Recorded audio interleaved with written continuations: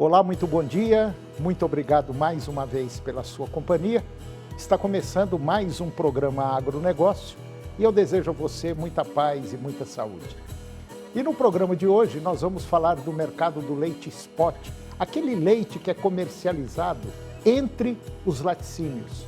Vamos falar do como foi o uso de defensivos agrícolas no primeiro semestre deste ano. Vamos comentar também do Brasil e Japão, que já bateram o martelo em negociações futuras. E eu vou comentar também da problemática de incêndios que ocorrem nesta época do ano.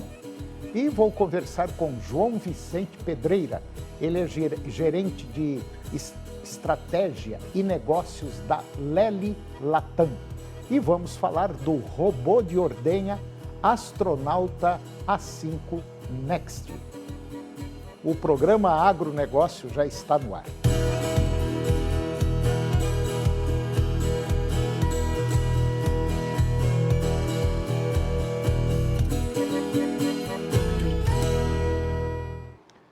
Eu começo o programa de hoje falando do mercado do leite spot.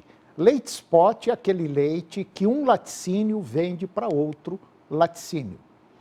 E segundo dados do Milk Point Mercado, na segunda quinzena de agosto, o valor do leite spot recuou 12 centavos, atingindo o patamar de R$ 2,56 na média Brasil. O mercado de leite spot segue pressionado nesta segunda quinzena.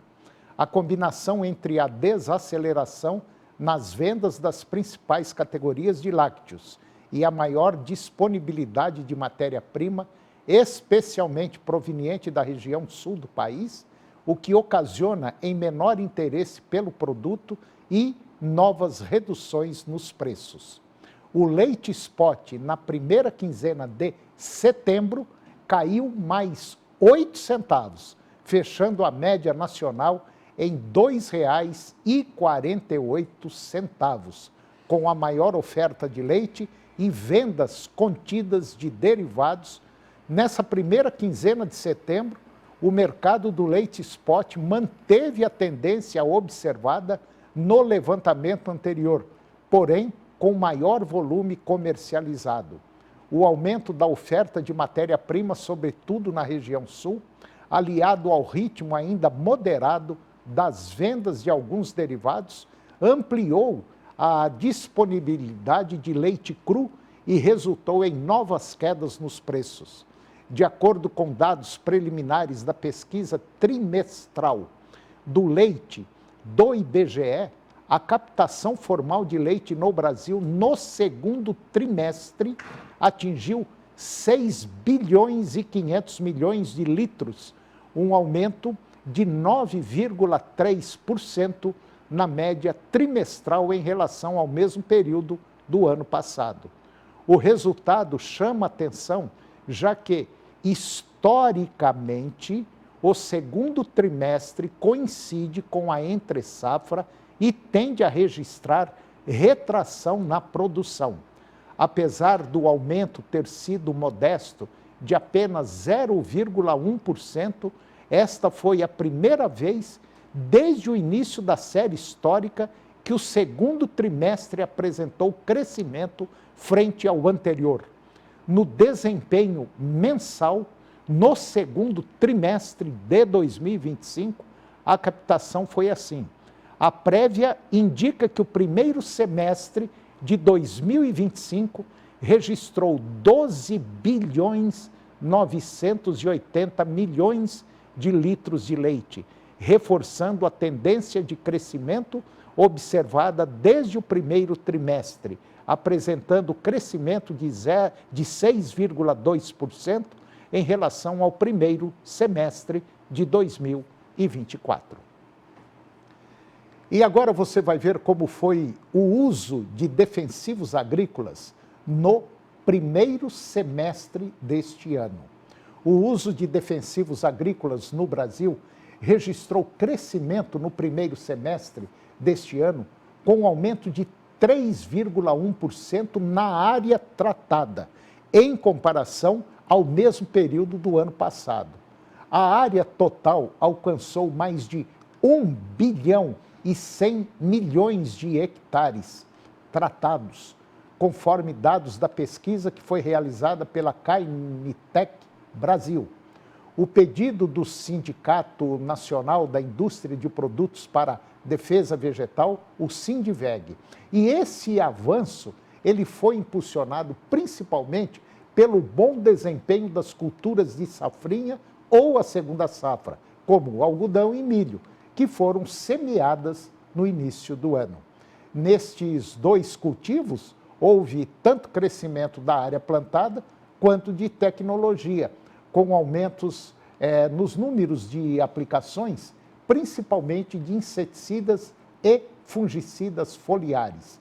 É importante ressaltar que neste momento de alta, somente não foi maior em função dos eventos de estiagem constatados principalmente no Rio Grande do Sul, Paraná, Mato Grosso do Sul, que acabaram impactando a safra da soja 24-25. Em função deste cenário de seca, nestas regiões específicas, notou-se uma redução no manejo com fungicidas foliares. A metodologia utilizada na pesquisa, ela considera a PAT. PAT é área potencial tratada ou área tratada por produto, um indicador que considera o maior número de aplicações e o número de produtos no tanque. Portanto, além da área cultivada, a PAT reflete a intensidade de uso de tecnologias nas lavouras, permitindo uma leitura mais fiel do comportamento do setor. Entre janeiro e junho, o volume total de defensivos aplicados cresceu 4,5% em relação ao mesmo período do ano passado. Os resultados reforçam a relevância da indicação da PAT, que é a área potencial tratada ou área tratada por produto, como ferramenta para monitorar a dinâmica do uso de defensivos agrícolas, especialmente em um contexto de instabilidade climática em que a tomada de decisões técnicas no campo se torna ainda mais crucial para a proteção das lavouras e a manutenção da produtividade. Do total, aproximadamente 40% correspondem a herbicida, 29% a inseticidas, 21% fungicidas, 1% tratamento de sementes e os 8% restantes a outros produtos, como adjuvantes e inoculantes. Regionalmente, o destaque ficou com Mato Grosso e Rondônia, que juntos concentraram 38% da área tratada no país. A região conhecida como Bematopipa, que é o Bahia, Maranhão, Tocantins, Piauí e Pará, respondeu por 17%. Em seguida, vieram São Paulo e Minas Gerais com 13%, Paraná com 9%, Goiás e Distrito Federal e Mato Grosso do Sul 8% e, por fim, o Rio Grande do Sul, Santa Catarina com 6%. As demais regiões somaram os 2% restantes. E agora você vai ver que o Brasil e Japão bateram o martelo em negociações futuras. O governo brasileiro e o governo do Japão concluíram as negociações sanitárias para a autorização da exportação de produtos à base de gordura de aves, suínos e bovinos para aquele país. Com 125 milhões de habitantes, o Japão é hoje a terceira maior economia do mundo e foi o 7º maior destino dos produtos agrícolas brasileiros no ano passado, com exportações que totalizaram 3,3 bilhões de dólares. De janeiro a julho deste ano, as vendas de produtos agrícolas para o país somaram 1 bilhão e 800 milhões de dólares. A abertura para os produtos à base de gordura de aves, suínos e bovinos utilizados como ingredientes na fabricação de ração animal e também pet food, amplia a presença brasileira em um dos mercados mais exigentes do mundo. O Brasil, que já figura como grande fornecedor de soja e milho, passa a consolidar-se também como exportador de matéria-prima animal para rações, fortalecendo a sua posição como parceiro estratégico no abastecimento do Japão. E com este anúncio, o agronegócio brasileiro ele alcança 422 novos acessos de mercado durante a atual gestão em 71 destinos. Tais resultados são frutos de trabalho conjunto do Ministério da Agricultura e Pecuária e também do Ministério das Relações Exteriores. E agora vamos comentar da problemática de incêndios que ocorrem, sem sombra de dúvidas, nesta época do ano. Às vésperas do auge do período de queimadas e em pleno ano de COP aqui no Brasil, o governo federal implementou um novo regulamento que obriga os proprietários rurais a combaterem e prevenirem incêndios em suas fazendas. A medida aprovada pelo Comitê Nacional de Manejo Integrado do Fogo, que é o COMIF, visa reduzir a ocorrência de grandes incêndios como os que assolaram o país no ano passado. A resolução publicada no Diário Oficial da União entrará em vigor em 2 anos para permitir adequações regionais. Entre as medidas previstas, os proprietários e seus funcionários deverão participar de cursos de treinamento, adquirir equipamentos mínimos para combate ao fogo e criar sistemas de alerta e alarme comunitários. Para os grandes produtores rurais, a resolução exige o uso de reservatórios de água e bombas, veículos de transporte de água e até a adaptação de aeronaves que pulverizam agrotóxicos para apagar incêndios. As obrigações variam de acordo com o tamanho da propriedade, pequena, média ou grande. Além disso, os proprietários deverão compartilhar equipamentos, veículos, aeronaves e brigadistas com vizinhos, associações, cooperativas e também sindicatos locais.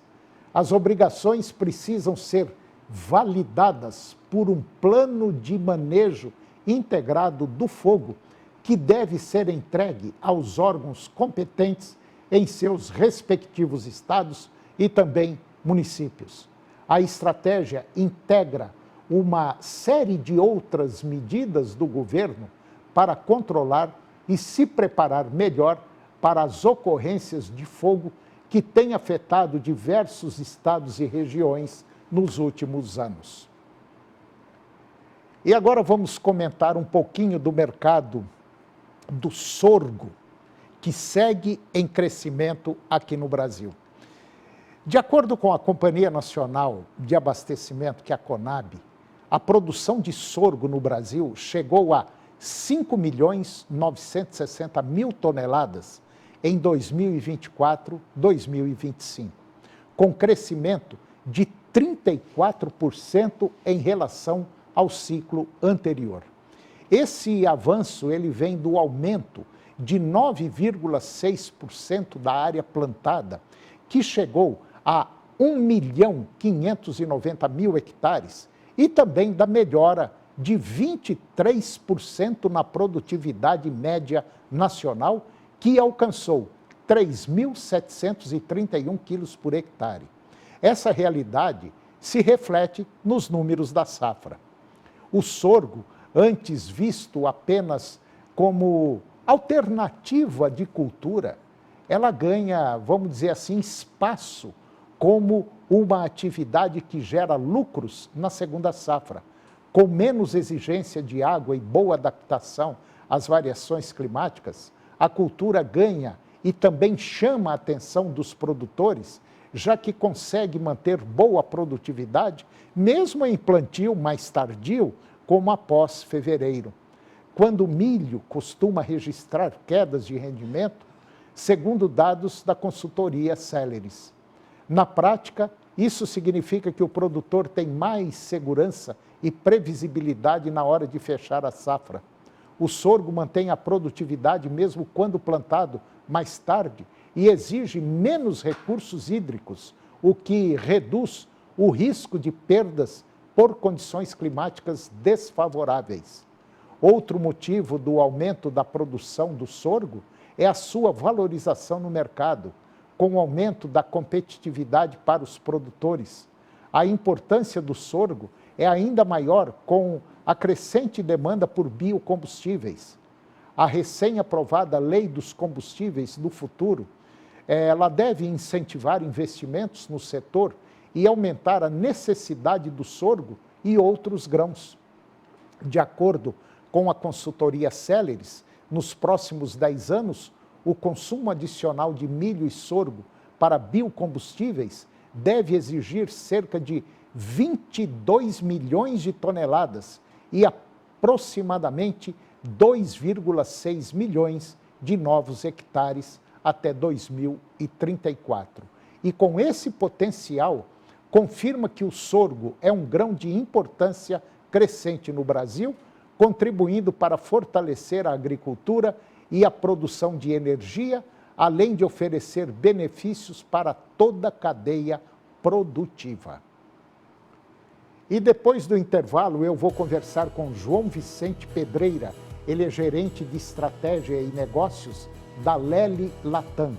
E nós vamos falar do robô de ordenha Astronaut A5 Next. Nós voltamos já, é um minutinho só.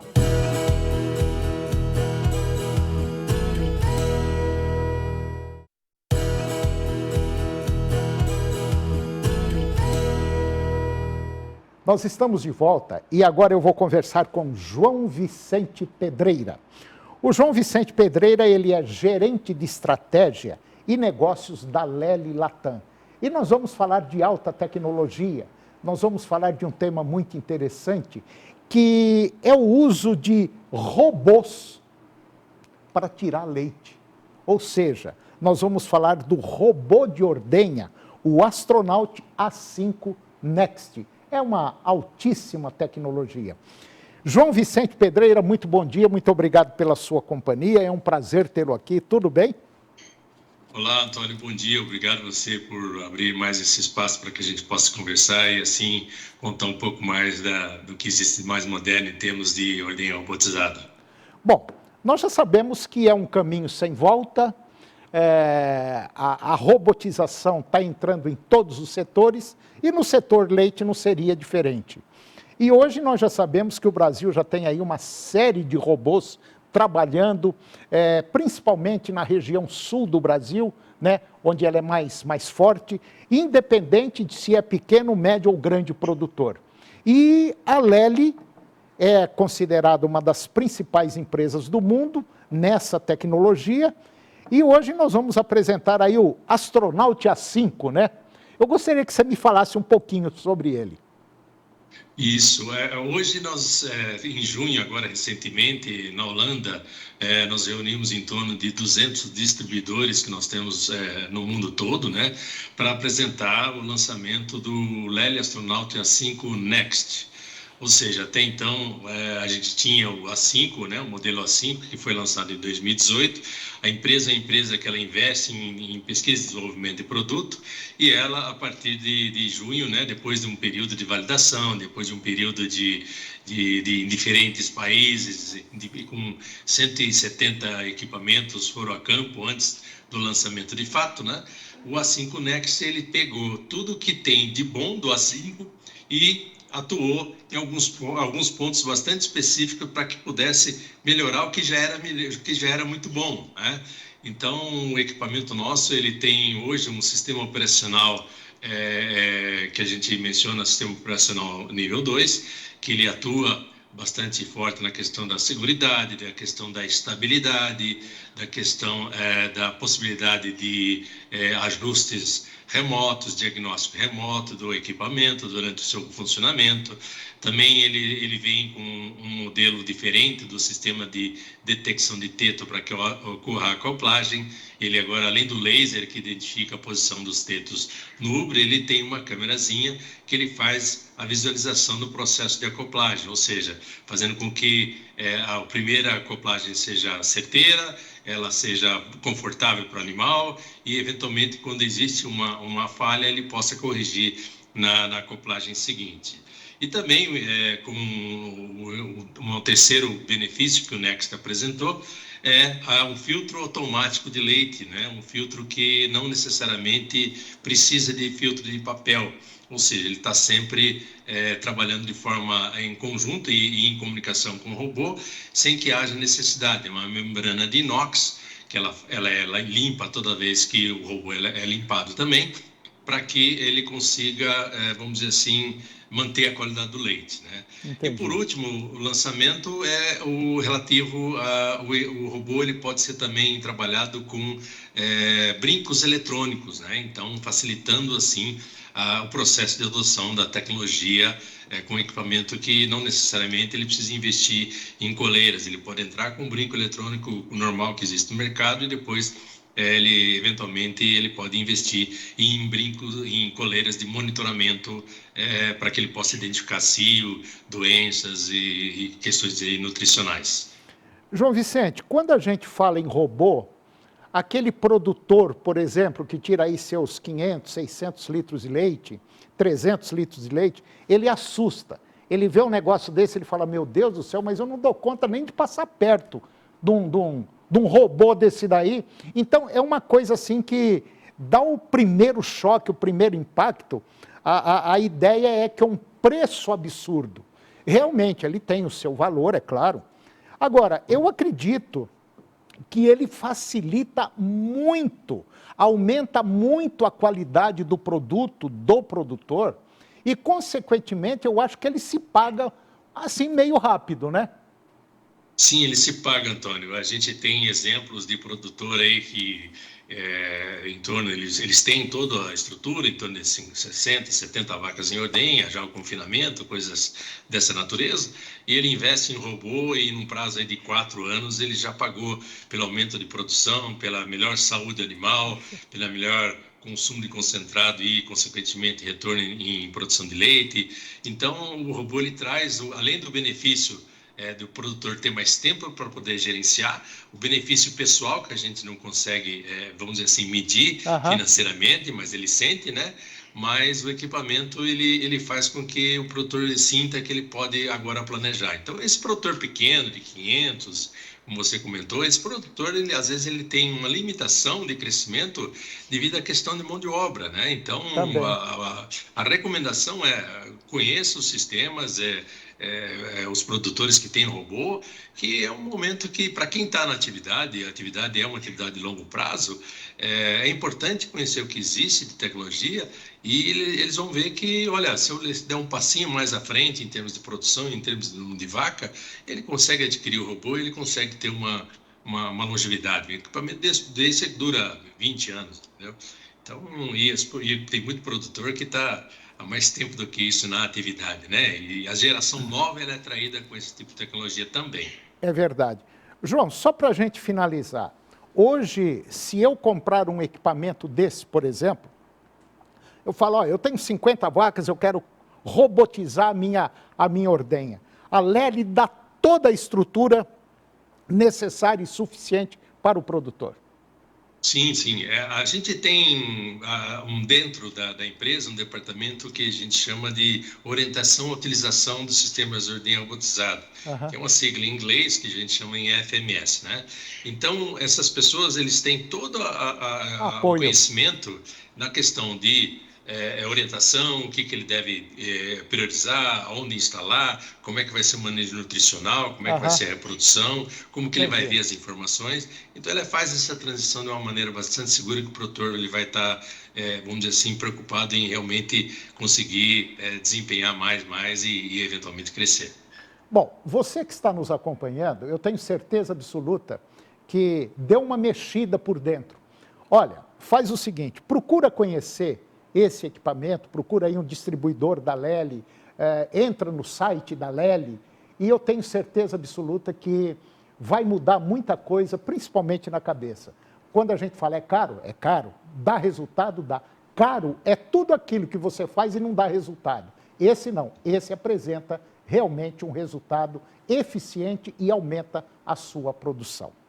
João Vicente Pedreira, gerente de estratégia e negócios da Lely Latam, muito obrigado pela sua participação, muito obrigado mesmo. Eu quero trazê-lo mais vezes aqui e até a próxima. Até a próxima, estou à disposição. Muito obrigado, Antônio. Obrigado. Bom dia. Bom dia. E o programa de hoje chegou ao fim e eu termino o nosso programa com a seguinte frase: o homem superior, ele atribui a culpa a si próprio, o homem comum aos outros. Muito obrigado pela sua companhia, que Deus os abençoe e até o próximo programa.